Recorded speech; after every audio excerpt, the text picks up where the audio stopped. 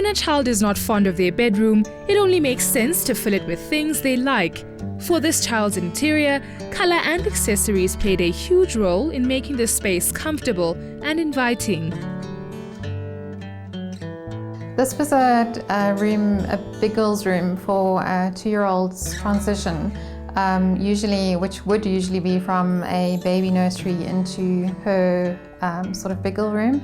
But in this case, she had never slept in her own room before, so she was basically going straight from mom and dad's bed to her own room, which was quite a challenge. So the vision was to create a whimsical sort of fantasy feel, something that would entice a little one to spend time in their space, and certainly in terms of things like the bed, where we needed to encourage her to sleep on her own.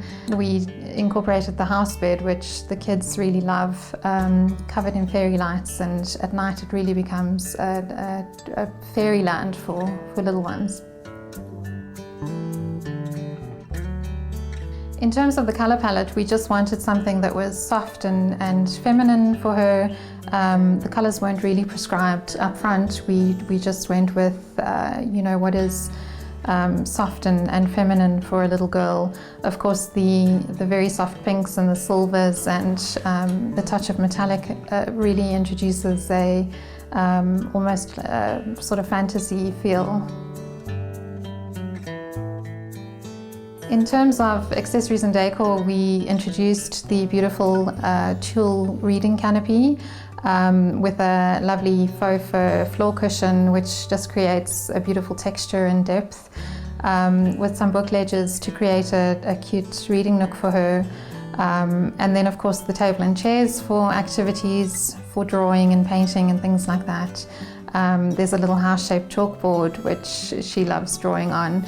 And then, of course, the rug in the center of the room just for floor play. So we introduced a lot of texture and depth in the accessories on the bed as well.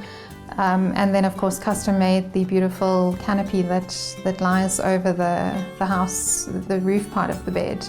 That was custom made with beautiful textured peachy blush pom-poms, which really created a fun sort of childlike feel.